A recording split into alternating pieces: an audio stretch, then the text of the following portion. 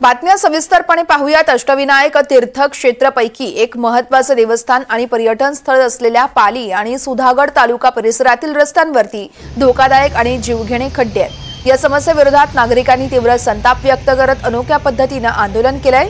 वाकण पाली खोपोली या राज्य महामार्गावरील खड्ड्यांमध्ये वृक्षारोपण करून प्रशासनाचं लक्ष वेधण्याचा प्रयत्न केलाय। पाली सुधागड संघर्ष संस्थेच्या पुढाकाराने नागरिकांनी हे आंदोलन केलं होतं।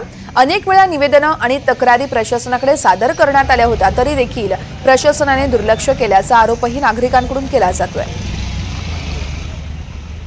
आज आम्ही इथे पालीतील नागरिक आणि पाली सुधागड संघर्ष संस्था यांच्या वतीने MSRDCचा निषेध करण्यासाठी वृक्षारोपण आंदोलन केलेलं आहे।